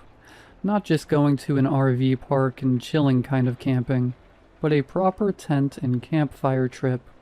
See, I'm a chronic glamper. If given the choice between roughing it out in the wild and chilling in an air-conditioned RV, I'm picking the RV every time. I enjoy my creature comforts, and I always have. Jake, one of the guys that runs in our little group, prides himself on being a true outdoorsman, as our group usually ends up taking trips to nearby lakes and national parks. It's become a bit of a strain between the two of us. It'd be one thing if he could respect that I'm not here to have the authentic experience and just want to have fun, but he can't. He needles and mutters about how they could be going to cooler places if only we didn't have to always glamp to get out of the damn house. I think that's why I accepted his trip proposal. Normally I'd shut it down without question, but he'd been getting on my nerves for years. I accepted, thinking I'd proven once and for all that I can do it the rough and tough way. Maybe then he'd leave me the hell alone. Jake planned out a trip for us and our other two friends to a nearby lake on his family's property. When we arrived, I tried to ask where exactly in there we were going, but he'd just smirk. "Relax, Maddie. The trail's marked. Even you won't get lost." Behind me, Chris and Luke, the other two coming with us, started up a conversation about s'mores and the supposed lake at the place we're going to. I felt my shoulders relax. Jake pulled out a compass and let us due north. According to him, we had to follow the compass a little ways until we found some trees he and his family had marked with red triangles. From there, you follow the path. The sun was going down by the time we spotted the first red triangle. I checked my phone, which said it was about 7:30. I also checked my signal. Nothing. The pack straps were digging into my shoulders, and Luke was huffing as he trudged behind Chris and me. Funny, despite the fact that Luke was obviously the least capable of us, it's still me that Jake liked to piss on. "Jake," I called. He paused and turned to me, a familiar, irritated expression on his face. "Can we pause for a minute? I gotta take a piss." I didn't mention that Luke looked ready to puke, but he seemed to see it anyway when he looked at him. Jake huffed. "Don't get lost. I want to get to our site so we can get set up." I dropped my pack to the ground and started walking off the trail some. I could hear Luke wheezing behind me, obviously tired from the trek. The woods were quiet as I broke from the trail. I listened around for the birds or crickets, but it was dead silent. I glanced over my shoulder, making sure I was far enough away, and relieved myself. I zipped up and began to turn back when a branch cracked behind me. My head snapped back in the direction of the noise, but there was nothing. I turned and began walking again, and the crunching of leaves started behind me. I stopped, and so did the noise. It was my own footsteps. It had to be. But I started again faster this time, and nearly broke into a run when the crunching just seemed to get louder and louder. I busted through the tree line, hitting the trail and whirling around to see what had been on my heels. Nothing. I stared out at the forest waiting. There wasn't even a rustle of leaves from the wind. Just silence. "Matt, let's go," Chris called, breaking my staring contest with the empty trees. I turned and jogged up the trail to catch up with them. As I picked my pack up off the ground, I couldn't stop myself from asking, "Did you guys hear that?" They all turned around to look at me. "Hear what?" Luke answered. I couldn't quite bring myself to spit it out. After all, what had I heard? Leaves crunching when I walked? I shook my head. Jake continued to lead us towards the campsite, the red triangles leading us ever onwards. I looked at them closer as we passed. They were spray painted on, with each tree being marked on both sides, so that they could be seen no matter the direction you were coming from. Each marker was about 5 meters apart, and at any given time you could see the next few up ahead. The sun was nearly set when we broke through the spot by the lake. I had to hand it to the bastard. The sight was beautiful. The trees all stood in glorious formation, shades of green mottled with the golden light of the sunset. The water shined a slightly muddy blue-gray, peppered with the same golden light stretched through the trees. We each picked a spot to pitch our tents. Luke and I got put on the tent duty while Chris and Jake, our two more experienced outdoorsmen, went out to get some good sticks and firewood. As I finished getting my tent up, I glanced over at Luke. He was struggling to get the stakes in the ground. I sighed, turning to help. We got his tent pitched and together worked to get the other two up. As we were finishing up with Chris's tent, the other two came back. I could see Jake looking over his tent, probably ready to find something to criticize me on. I was proud when he couldn't find anything. Chris and Jake threw some of the wood into the spot we designated as our fire pit, putting the rest of it close by for later use. They got the fire started, and we all idly chatted as the sun sank between the hills. Luke got up and brought his backpack over. As he unzipped the pack and reached in, I smiled. Hershey's chocolate bars, a box of graham crackers, giant fluffy marshmallows. I glanced over and saw my grin mirrored on Chris's face. Jake rolled his eyes, but obligingly got up to grab some sticks to roast the marshmallows on. We gorged ourselves on granola bars and s'mores as the world around us turned dark. "Hey, Matt," Chris started. I looked at him, mouth and hands sticky with melted sugar. "Earlier today when you ran off to take a piss, what was that all about?" I looked at him puzzled. "You ran out there like a bat out of hell, and then you were all, did you guys hear that?" He pitched his voice up and my eye twitched. He grinned goofily at me. I didn't quite know what to say. I didn't want to scare Luke, who was looking a bit nervous, and I still wasn't convinced I hadn't made the whole thing up. I thought I heard something behind me. I settled on. Branch snapped kinda loud and it freaked me out. Jake snorted. "Really? All that fuss over a branch cracking? In the woods?" Yeah, I know. That's why I dropped it. It wasn't much." Chris and Luke exchanged a look, seeming to sense that wasn't quite it, but Jake was snickering at my foolishness and neither quite seemed like they wanted to press. We all went to bed after putting the fire out. I tossed and turned some, but overall the night passed on without incident. In the morning, we all woke up to the sound of Jake hollering that if we wanted to fish, now was the time before it got too hot. The lake was a blast. We sat around fishing for a while, chatting as the sun rose up in the sky. The fish were particularly hesitant to bite, but as Chris launched into a story, I found myself having a good time anyways. We scrambled some eggs we'd brought along in Jake's fancy cooler over the fire when we got too hungry. I considered asking him if bringing food in was cheating, but it wasn't worth the fight. At about noon, we started swimming. The water was nice and warm from the summer heat, and I spent a good chunk of time just floating and soaking up the sun. That, of course, was ruined when Luke snuck up on me underwater and grabbed me around the gut, flipping me over and giving me a nose full of lake water. We splashed around for a good long while. The thing that drove us back to the shore was our crumbling stomachs. Luke and I were chatting excitedly about finding some good sticks for roasting the hot dogs we'd brought along when I ran straight into Chris's back. "Whoa, Chris. Dude, what's..." I paused. Chris and Jake were just staring towards our campsite. I followed their gaze. Plastic littered the ground. All the meat we had brought with us had been torn out of its packages and was gone, leaving only the wrappers behind. Luke's tent, which had the marshmallows and chocolate, had its flap shredded. The flap was still zipped up closed, but the middle was gaping like an open wound. My blood ran cold. Luke had caught up and was looking as nervous as me. Even Jake looked shaken. "I mean, we are in bear territory," I tried to reason. "Guess we should have locked down the food a bit better." Jake looked pissed. "You think I didn't plan for that? No bear is getting into these containers. I don't even know why they would. The meat's all packaged.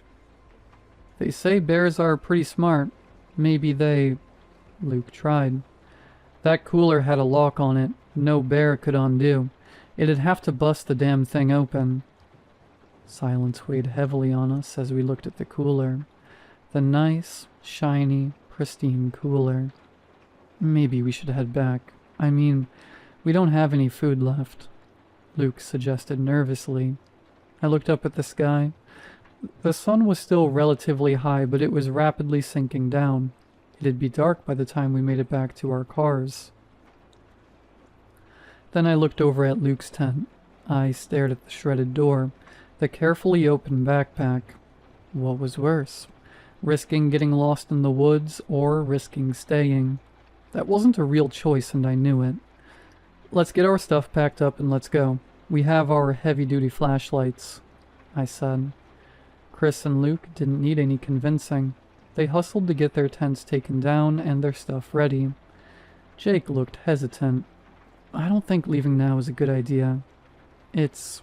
He checked his watch. Already 5:30. By the time we get back... It'll be dark, I know. I agreed. But it's either that or staying here for another night. He huffed and started getting his stuff together. My tent came down easy enough, and I had all my stuff packed quick. When I shrugged on my pack and turned to the other guys, I could see Jake stomping out the fire embers and grabbing his compass. Everyone got their lights? He said, bad mood evident. Chris and Luke nodded, although Luke looked vaguely ill at the thought of navigating by flashlight. I wasn't faring much better. We all started back the way we came in. Jake took the lead, following the trail markers. Luke followed close behind him. Chris and I took up the rear, keeping pace beside one another. You think it was a bear? He asked. I shrugged. Don't know. Never actually had an encounter with one. I have, he said. Dad and I went camping when I was a kid. Family next to us on the grounds didn't properly store up their trash. You saw it? Sure did. Black bear. Ugly thing. Spawned a whole lecture from my dad about how to properly store food and trash so you don't attract them. He paused. Not gonna lie to you, Matt. I don't think this was a bear. I waited for him to elaborate, but he just looked at the cooler Jake was carrying. We followed all the safety precautions. Not just that. We were pretty close to the shore, splashing and running around. Just lots of noise. Bears don't like noise. Jake, what way do we go? Luke called, interrupting our silent musing. I looked up from my feet, confused. The spray-painted red triangle was visible on the tree ahead of us. Jake paused. What way do we... He glanced around. I took the opportunity to do the same. Luke was practically bouncing from foot to foot on his eagerness to go. Where's the other path go off to? Another part of the lake? He asked, giving a nervous laugh. Jake wasn't laughing, though. In fact, he was turning an alarming shade of white. I could feel his sudden fear radiating off of him. I was starting to match it. Beyond the tree with our marker, I could distinctly see two paths marked in the same fashion. One veered off slightly to the left, and the other veered off slightly to the right. The marker was dead center. We'd have to choose a path. Jake, which one goes to our cars? I asked. It was a testament to see how stunned he was that he didn't tear me a new one over for questioning him. There'd only been one path coming up, and it was straight as an arrow. We haven't even taken a little sidestep, had just marched straight through the woods. Neither of these paths went straight forward like we had when we came up. So what was this? A whole new split, complete with a line of markers for a path that wouldn't take us back to our cars? Jake, you and your family put these markers up, right? Which way do we go? I asked, urgency creeping into my voice. I don't know, he said, his voice cracking. We never really went out from the path. We definitely didn't mark a new path. and we wouldn't mark with the same damn markers. I looked up again. The sun had crept further down, painting the sky with a faint shade of orange. We were getting closer and closer to sunset. "Jake, are you sure we're going the right way?" Chris asked. I turned to see him and Luke huddled together behind us. "Yes, we go right. Ignore the markers on the left. We go right." "How do we know, though? I mean, those aren't the same markers we followed, right? There was only one path coming up," Chris nervously asked. Jake let out a frustrated huff. He slung his pack to the ground and walked over to a tree with some low-hanging branches. "I'll come up here and find the clearing we parked near. That way, we can ignore the markers and go to the road. Happy?" He snarled before grabbing the branch and beginning to climb. We watched him climb till about halfway up when the leaves began to obscure him. I could hear the branches rustling as he continued his climb. "Well?" Chris hollered. "I see the road," Jake yelled back. We all let out a sigh of relief. "This whole trip has been a bit of a nightmare," I commented. Chris and Luke both nodded. I waited to hear the crackling of the branches as Jake climbed down. They never came. We waited there at the bottom for what felt like an eternity. "Jake, buddy, you coming down from there?" Chris called. No answer. I frowned, trying to see through the thick canopy. Suddenly I heard the sound of something hurtling through the branches. The crashing was fast, a free fall as whatever it was collided with everything in its path. I jumped back in time to avoid being knocked over the head with whatever it was that had fallen. I looked down. A hiking boot lay sideways on the ground, its ties unlaced. I looked back up into the canopy. The wind blew a little harder, shuffling the leaves just enough for me to see higher up the tree. Jake was gone. I blinked once, twice before turning back to the others. Chris and Luke both were staring at the shoe. Luke had Chris's arm in a vice grip, his breathing beginning to speed up in a telltale sign of panic. Chris looked back up. "Jake, where the hell are you? This ain't funny." Still silent. We waited 5 minutes, then 10. The only noise around us was the wind rustling through the leaves and the sound of Luke getting more and more antsy. When 15 had passed, I turned to Chris. "Left or right?" He looked at me startled. "What path? Left or right?" "Dude, what are you talking about? We can't leave Jake." "Jake's gone. I don't know how or why he seems to think it's funny to leave us here, scaring us half to death." I took a deep breath. "We gotta get back to our cars. Leave his pack there. When he wants to stop scaring the crap out of us, he can catch up." Chris paused for a long, tense moment before sighing. "Yeah, okay." He looked over at the two paths in front of us. "Look down the left and see if it looks familiar. I'll look down the right." I nodded and walked towards the left path. Chris and Luke began towards the right, looking down it to try and find some indication that was the right path. I walked to the first marker on the left. I couldn't understand why there were suddenly two paths. It didn't make any... I stilled. In front of me, a line of wet red had dripped down from the triangle. I watched it gleam, wet, in the setting sun. This marker was new, and now that I was closer to it, I could smell the tang of copper. My heart seized in my chest as I quickly cut across the paths to Chris and Luke, who were discussing their trail. They turned to me as I approached. "I think this might be it. Both sides of the tree are marked the same way it was when we..." "It's this one. The other." I sucked in a ragged breath. "The other one's fresh." "Fresh? The hell you mean?" Chris started. I cut him off. It wasn't paint. "The red is wet. It's fresh." "Someone painted a new path with the same marker? That's so messed up. Why the hell would..." "Chris, it's not paint." Luke, who had been watching the exchange, cut in. "What do you mean it's not paint? What else would it..." I could see the moment it clicked for him. Chris, too, tensed in realization. "Is this some kind of joke? You and Jake?" he asked, voice dangerously low. I whirled on him, almost hissing in rage. "You think I'd plan something like this? With him, of all people?" The guy can't even look at me without a comment on how crap I am at everything. The only reason he even lowered himself enough to pass me an invite is because he knew the two of you would want me to come along. And you think of what? Plan some scary haunted trail? Even as I said it, I knew he didn't. Neither of them did. They both just wanted some rational explanation for all of this. I pushed past Chris to check the trail marker. I got close and checked it. My heart about stopped. It was wet. I turned back towards the clearing we were in before, charging across towards the markers we had been following. Wet, wet, wet. All tinged with a coppery smell we'd been marching by too quickly to notice.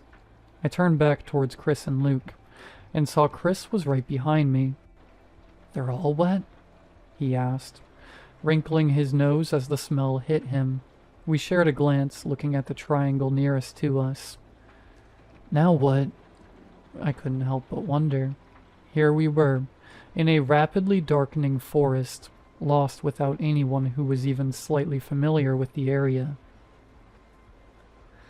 "I've got a compass in my pack," Chris answered. He set his pack on the ground and rummaged through it for a while before triumphantly pulling out the instrument. "Jake had his on him when he went up that tree, but I have my own." He pointed in a direction off to our right. "South is that way. We go that direction. We should get close to the road. As long as you and me and Luke stay close together, we'll be fine." I nodded and turned towards where Luke was. "You hear that? We'll be fine. We just stick together and..." Luke was gone. Nausea slammed into me, turning my limbs into goo. Chris wildly looked around, calling for Luke. I grabbed into his sleeve, terrified. "Chris?" I said, keeping my voice low. He stopped his frantic yelling and looked at me. "Chris, we need to get to the road and get back to our cars." "Matt, we can't just leave Luke here. Jake knows this place, but Luke?" "Chris, we get to the car and we go somewhere with signal and call the cops. They can come out here with dogs and search and rescue teams. But for right now, we have to go." I could see him internally fighting a battle, but in the end he nodded. I kept a hold of his sleeve as he led us south. The woods finally got dark enough that I grabbed the flashlight with my free hand. Chris went to grab his too, but I stopped him. "I've got the light. You keep leading us straight." He didn't fight me. He just nodded and continued leading us. Finally, I could see something between the trees. The road. I could hear Chris give a little sigh of relief, and we both started walking a little faster. "Where's the other path go off to? Another part of the lake?" A voice called behind us. We stopped. Dread crawled up my spine as Luke's voice washed over me. Chris was about to turn and call when I let go of his arm and covered his mouth. He looked at me angry when the voice came again. "Jake, what way do we go?" I felt a whimper crawl up my throat. I met Chris's eyes and jerked my head in the direction of the road. He nodded. We crept forward, taking care to keep our steps as light as possible. Behind us, sounding like he was wandering the forest, Luke's voice continued. The nausea increased tenfold as I realized it was just repetitions of things he had said earlier. The road ahead of us was clearer than ever, and as if heaven itself was lighting the way, it was lit in a soft golden glow. Chris broke free of my grasp and ran forward. The crunching of leaves and sticks beneath him caused the voice to stop, and suddenly the sound of something barreling through the trees made its way to my ears. I sprinted after Chris, unwilling to turn and see what was behind us. We broke from the tree line scared to death. The noise behind us didn't slow down. "Run across the road. Run," I called, not even slightly slowing. I vaguely noticed that the light seemed to be getting brighter, but I ignored it in favor of sprinting harder. Chris cleared the road, and I was right behind him. I heard an odd noise, almost like brakes squealing. I spun around in time to see something big behind us get thrown forward across the road as a car slammed into it. My jaw dropped as everything seemed to come to a stop. The car was dented on the hood, and its driver stumbled out, confused. I didn't hesitate. Neither did Chris. We ran up to her, urging her back into the car. I think she caught sight of what it was she hit, because she just faintly told us to get in the back. We clambered in as she put the car in reverse and turned the car around. She started the car back towards town, and I couldn't help but stare out the back window. As the driver took a turn and the thing was going out of view, I saw a twitch and begin to rise up. The driver's name was Eve, and she was trying to head home from a work trip in another city. She'd been passing through by happenstance, and was grilling us on what the hell that thing was. A deer, an elk, a moose. It's awful far down south for moose, but damn if that sucker wasn't big. I just asked her to drop us off at the police station. She looked back at us confused, but said that was fine. I closed my eyes. When we got there, we told them the whole story. They obviously had some questions, and I knew they didn't believe us on multiple parts. They told us not to leave town and that they'll have more questions for us later. They took us up in the morning to get our cars. When we got to the spot we'd parked, the cops just looked as baffled as Chris and I had felt this whole trip. Every window of all 4 cars was shattered. The tires were slashed, with big, great gashes, and the trunks had been ripped open by force. Luke's car even had a door ripped off its hinges. The offending piece of metal bent out of shape a few yards away. The cops just took us home. They never found Jake or Luke. Chris and I still keep in touch every now and again. I think that trip put a strain on our friendship. Eve and I, meanwhile, we got a whole lot closer. So close, in fact, she's right here beside me as I type this. I don't know what's prompting me to recall this. Maybe some form of exposure therapy, or a way to get it off my chest. I'm not sure.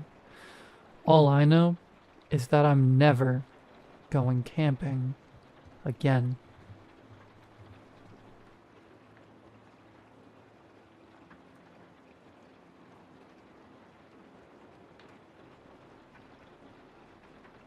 When my daughter started drawing pictures of me dead, I thought it was just a phase. Kids are weird, right? The first drawing showed up on the fridge a few weeks ago. I was half awake, grabbing some coffee, when I noticed a new crayon sketch next to her usual stick figure family doodles. But this one was different. The bright reds, yellows, and blues were gone, replaced by thick, messy black lines. It showed a stick figure with a crooked smile, labeled Daddy, impaled on a giant spike. Blood, or the crayon version of it, gushed from the top of my head in heavy red streaks. I just stood there, not sure how to feel. Jenny walked in, dragging her stuffed bunny, and climbed up on the kitchen stool.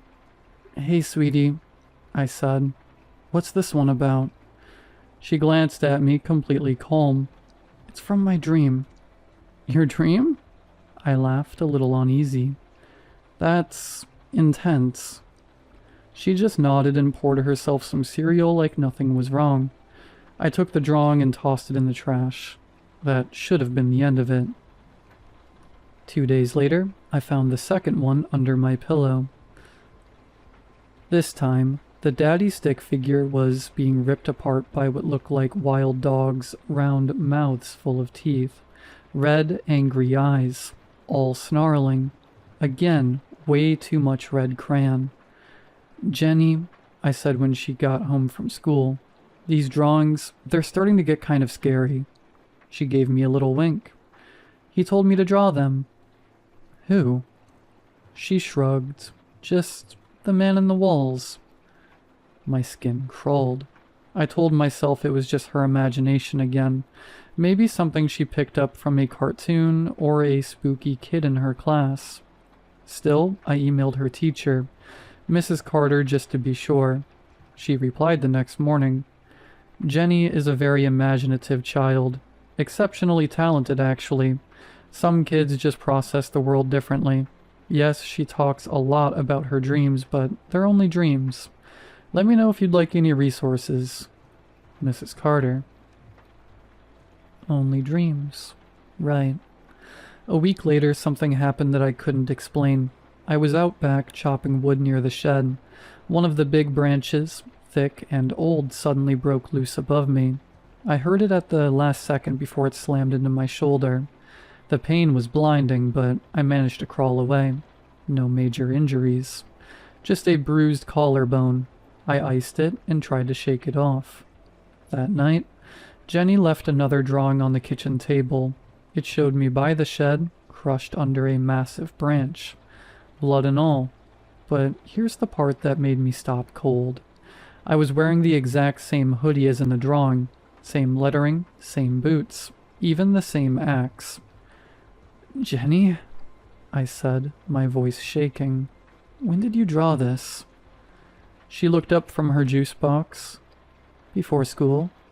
No, I mean, before or after I got hurt today. Before, she said, frowning a little. But I guess I messed up. You didn't die. Then she skipped away, humming to herself, leaving me alone with the picture. I checked the trash where I'd thrown the old drawings. They were all still there. Too specific. Too real. Impossible to ignore now. I started keeping a record. She made a new drawing every night, sometimes two. Always of me. Always dying. One where I was electrocuted in the bathtub, one where I jumped off the roof, one where a plastic bag was pulled over my head, my fingers clawing at it. They were getting more detailed, more real. Sometimes I'd wake at 3 a.m. and hear her crayons scratching from across the hall. I stopped sleeping. Then on Tuesday, I found a drawing that chilled me to the bone. It showed me laying in bed, eyes wide open, mouth agape, blood pouring from my ears. Above me, something massive and black, faceless but shaped like a person. Its body was made of lines like frozen TV static caught mid-buzz. At the top, in red crayon, tomorrow. That night, I locked my bedroom door, unplugged everything, slept with a flashlight and a baseball bat. Every creak in the walls made me jump. At 4:10 a.m., the baby monitor, which I hadn't used in months, crackled to life. No voices, just static. I unplugged it, but when I woke in the morning, the picture was gone. In its place, a new one. Same bed, same body, same blood. Caption, "You got lucky." I confronted her. I know she's only 6. I know she's just a child, but I was falling apart. What is this, Jenny? Tell me the truth.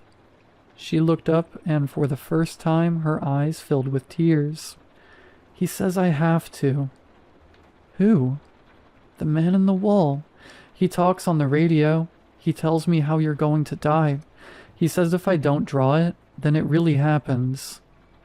I was shaking. This isn't real. This is your imagination, sweetheart. No, she whispered. Mommy didn't believe me either. I froze. What do you mean? She told me to stop drawing her, said it was scary, so I stopped. Her voice dropped lower. Then she died. I couldn't breathe. My wife, Evelyn, passed 6 months ago. Sudden aneurysm. No warning. Jenny had been home. She was the one who found her. I thought she'd blocked it out. Maybe she hadn't. Or maybe.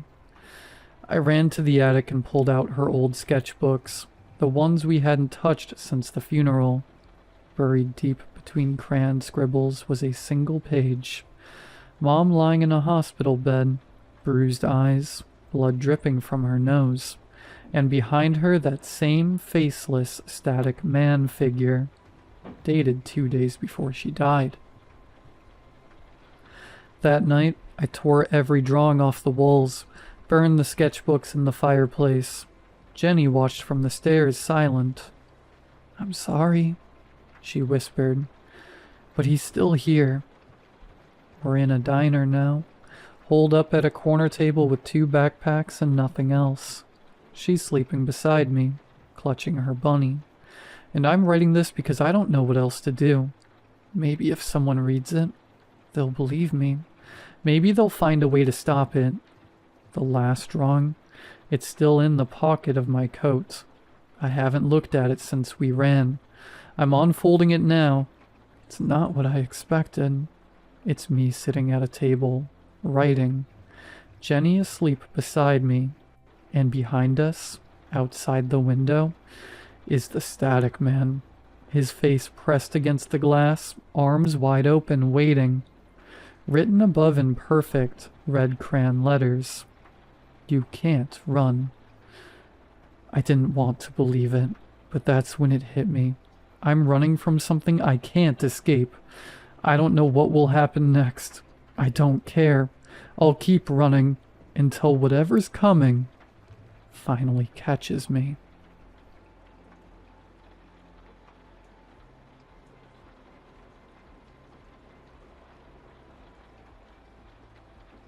"No wonder you're upset. Your dad has been treating you like crap," came the text message after a few seconds of typing bubble. I physically jumped a little from my chair. Yes, finally. Finally someone who gets me. I felt heard when I was with Gorilla_123. Not only did he listen to my struggles, he made me feel okay about the hosh-posh of emotions inside me. He made me feel not broken. "I'm sorry I'm always venting to you," I say, not being completely sincere in my apology. "Don't you dare say sorry. What are friends for, after all?" He replied. I sighed with relief. I could rely on Gorilla_123. After all, he had been hearing me vent non-stop for 3 months now. "You see, my life is somewhat of a mess. My single dad treats me like a burden, even though all he does is drink all the time using my money. My job as a waitress is, well, soul-crushing. However you make sense of that. I don't really have a social life, and my only friend seems to be an internet Discord friend that goes by the name of Gorilla_123. Gorilla_123 has always been nice to me, which is why his next message made me freeze in my chair. "You should die," came the message after the notification beep. Did he actually just say that? He can't. This has to be some sort of misunderstanding. He knows that, well, me being so emotional would cry at something like that. This has got to be a mistake. What do you mean?" I ask. "I mean, think about it. The world has been treating you like garbage. The world doesn't deserve you," he said. Ain't no way he actually meant it. Has he gone crazy out of nowhere? He had never said anything even remotely like that. Getting told I should die after being called a friend was not something I expected today, despite how usually crappy my days go. "No," I replied. "I can't see you upset like this. I can't see you being tortured every single day.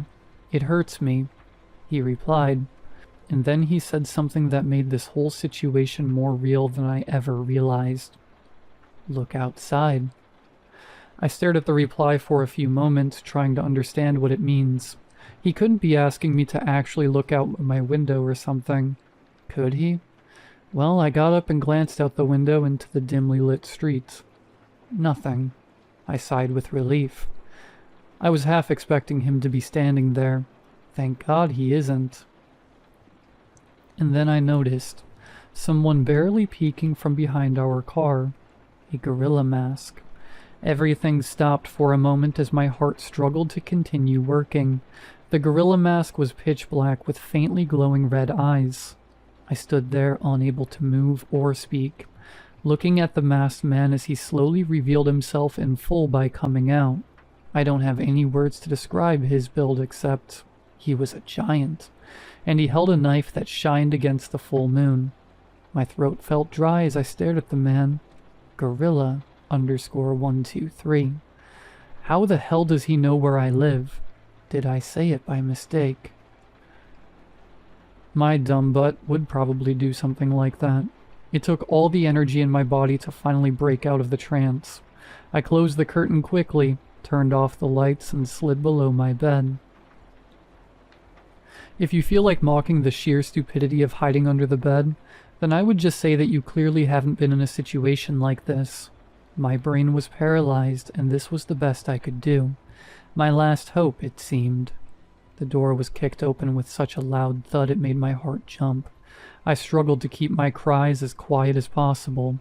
The man started humming as his footsteps echoed like thunder through the house. "Where are you?" He sung in a peaceful and sweet way. It made my stomach churn. I was going to die. Why did I even start venting to him? What was I thinking? I should have started repenting, I guess, but all I could think of was how dumb I am. The footsteps ran through the whole house. I hope my dad doesn't wake up. I hope he stays hidden, fallen on the floor behind the sofa after drinking more than he could handle. I know he sucks, but he has his own problems. He wasn't always like that. He was the most caring dad, always cheerful. And then Mom died. And who he was died with her, being replaced by an empty shell that just drinks and shouts. He is just grieving, though, isn't he? I hope he stays safe. Knock, knock, knock. The knocks on my door were so sudden and loud that I couldn't stop myself from bursting into tears. I shouted and cried, begging the man to leave me alone, begging him to let me live, shouting that I still had much to live for. "Please go away," I screamed, my body slowly accepting the fact that I will die in a few minutes. And then, ding ding, a notification. The knocking stopped. I slowly slid out the bed, still whimpering, and walked to the screen. "I was just messing with you. Get pranked. Anyways, I got you, friendo. Killed your dad for you. Now, no need to thank me. I'll go now. Gotta sleep."